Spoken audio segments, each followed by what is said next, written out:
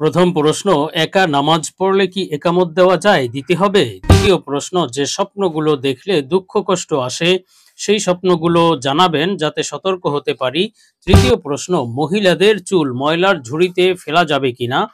চতুর্থ প্রশ্ন, স্বামী স্ত্রী নামাজের জামাত করতে পারবে কিনা, এতে কি গুনাহ হবে নাকি সওয়াব হবে। পঞ্চম প্রশ্ন, নামাজে অজু ছুটে গেলে করণীয় কি। আসসালামু আলাইকুম রহমতুল্লাহি ওয়া বারাকাতুহু। আলহামদুলিল্লাহি ওয়াহদা ওয়াসসালাতু ওয়াসসালামু আলা মান লা নাবিয়্যা বা'দা। প্রিয় দর্শক, অত্যন্ত গুরুত্বপূর্ণ অনেক প্রশ্ন আমরা আপনাদের কাছ থেকে পেয়েছি। আজকের এই ভিডিওতে তন্মধ্য থেকে উল্লেখিত নির্বাচিত গুরুত্বপূর্ণ 5টি প্রশ্নের জবাব নিয়ে বিস্তারিত আলোচনা করবে ইনশাআল্লাহ। সুতরাং মনোযোগ সহকারে ভিডিওটি শেষ পর্যন্ত দেখবেন। আর আপনার কোনো প্রশ্ন থাকলে অবশ্যই কমেন্টে লিখে যাবেন, আমরা পরবর্তী ভিডিওতে জবাব দেওয়ার চেষ্টা করব ইনশাআল্লাহ।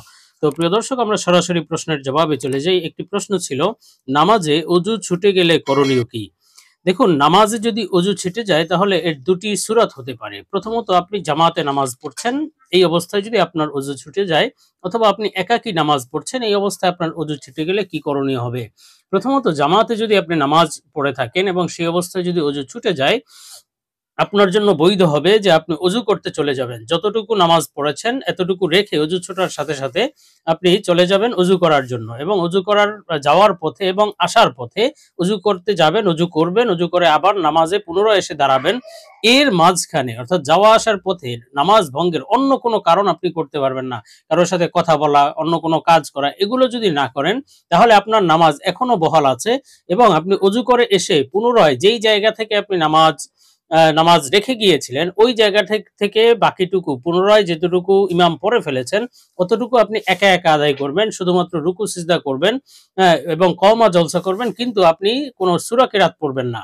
এই সূরা কেরাত ছাড়া আপনি যতটুকু নামাজ মিস হয়ে গিয়েছে ইমামের সাথে অতটুকু নামাজ পড়ে তারপরে আপনি পুনরায় ইমামের সাথে শরীক হয়ে যেতে পারবেন। এতে আপনার নামাজ হয়ে যাবে, পুনরায় শুরু থেকে শুরু করতে হবে না। তেমনিভাবে আপনি যদি দেখেন যে ইমামের নামাজ শেষ হয়ে গিয়েছে, অজু করে এসে দেখলেন ইমামের নামাজ সম্পন্ন হয়ে গিয়েছে, তাহলেও আপনি নিজের নামাজ যেখান থেকে যেই পর্যন্ত রেখে গিয়েছিলেন সেখান থেকে পুনরায় আবার একাকী শেষ করতে পারবেন, এটা জায়েজ আছে। আবার এই সূরাতে আপনি চাইলে নামাজ শুরু থেকেও শুরু করতে পারেন। আর যদি একাকী আপনি নামাজ পড়েন তাহলে আপনার জন্য উত্তম হলো যে পুনরায় নামাজ শুরু করা। যদিও আপনি যেই পর্যন্ত নামাজ রেখে অজু করতে গিয়েছেন সে পর্যন্ত পুনরায় আবার বেনা, এটাকে বেনা বলা হয়। তো আবার এসে আপনি বেনারা করতে পারবেন, অর্থাৎ যে পর্যন্ত পড়েছেন তারপর থেকে আপনি সম্পূর্ণ করতে পারবেন নামাজ। তবে একাকী নামাজ পড়লে উত্তম হলো অজু ছুটে গেলে অজু করে এসে পুনরায় আবার নামাজ পড়া। হ্যাঁ, যদি অনেক সময় হয় যে ওয়াক্ত শেষ হয়ে যাওয়ার পথে এখন আপনার পুনরায় নামাজ পড়তে গেলে তাহলে আপনার আর ওয়াক্ত পাবেন না, কাজা হয়ে যাবে, সেক্ষেত্রে আপনি বেনা করতে পারবেন। বেনা করা আপনার জন্য উচিত হবে, বেনা করে অবশিষ্ট নামাজটুকু সম্পূর্ণ করবেন। তো আমরা পরবর্তী প্রশ্নের জবাবে চলে যাই। প্রশ্ন ছিল, স্বামী স্ত্রী নামাজের জামাত করতে পারবে কিনা, এতে কি গুনাহ হবে নাকি সওয়াব হবে।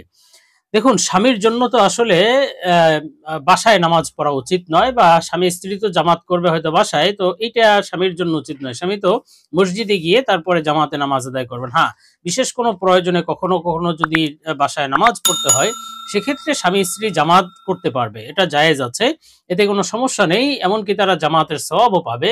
তবে এক্ষেত্রে স্বামী এবং স্ত্রী দাঁড়ানোর ক্ষেত্রে একটি বিষয় লক্ষ্য রাখতে হবে, স্বামী স্ত্রী পাশাপাশি দাঁড়াতে পারবে না, স্ত্রীর পিছনে দাঁড়াতে হবে। যদি পাশাপাশি দাঁড়ায় একই নামাজে তাহলে কিন্তু তাদের নামাজ ভঙ্গ হয়ে যাবে, অর্থাৎ ওই স্বামীর নামাজ সহি হবে না, তো ইমামের নামাজ সহি না হলে তো ওই মুক্তাদি তার স্ত্রীর নামাজও সহি হবে না। এজন্য তার স্ত্রী পিছনে দাঁড়াবে আর স্বামী সামনে দাঁড়াবে, এভাবে যদি তারা জামাত করে তাহলে তাদের নামাজ সহি হয়ে যাবে। আমরা পরবর্তী প্রশ্নের জবাবে চলে যাই। প্রশ্ন ছিল, মহিলাদের চুল ময়লার ঝুড়িতে ফেলা যাবে কিনা, ফেললে কি গুনাহ হবে। দেখুন, মহিলাদের চুল এটা মানবাঙ্গের অন্তর্ভুক্ত, অর্থাৎ মানুষের সমস্ত শরীর সম্মানিত, কেননা আল্লাহ তাআলা বলেছেন ওয়ালাকাদ কাররামনা বানি আদম, আমি মানুষকে সম্মানিত করে সৃষ্টি করেছি। এজন্য মানুষের প্রত্যেকটা অঙ্গ প্রত্যঙ্গই সম্মানিত, সেটা শরীরের সাথে লাগানো থাকুক আর আলাদা থাকুক।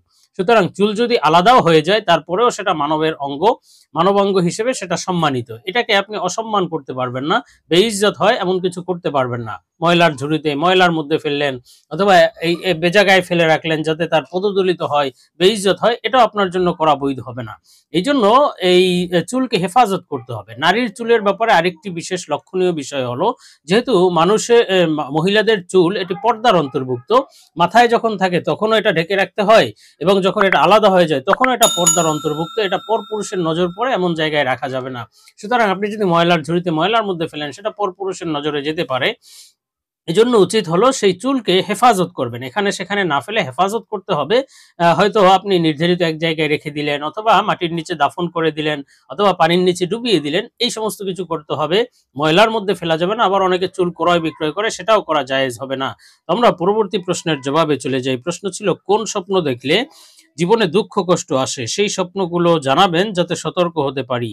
দেখুন, স্বপ্ন বান্দার জন্য আল্লাহ তাআলার পক্ষ থেকে বড় হাদিয়া। আল্লাহ তাআলা স্বপ্নের মাধ্যমে বান্দাকে বিভিন্ন সময় বিভিন্ন বার্তা দিয়ে থাকেন, কখনো সুসংবাদের বার্তা, আবার কখনো সতর্ক বার্তা।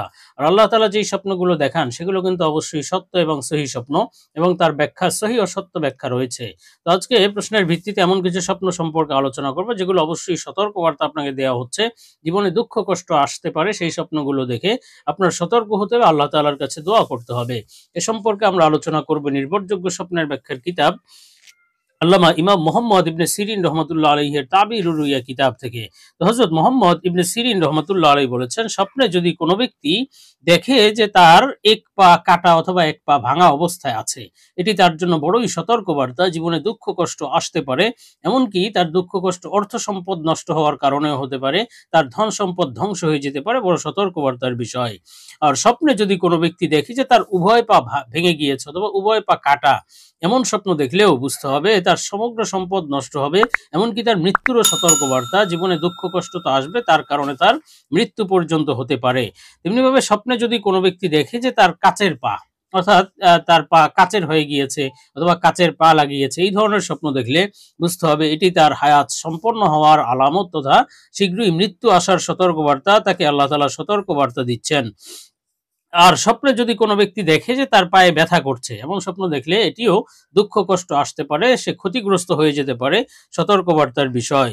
আর স্বপ্নে যদি কোনো ব্যক্তি দেখে যে তার পা জমিনে ধসে গিয়েছে, জমিনে আটকে গিয়েছে, জালের মধ্যে আটকে গিয়েছে, এই ধরনের স্বপ্ন দেখলেও বুঝতে হবে দুঃখ কষ্ট বিপদ আপদ আসতে চলেছে, আপনি কোনো প্রতারণার মধ্যে ফেসে যেতে পারেন, এই কারণে আপনার বিপদ আসতে পারে।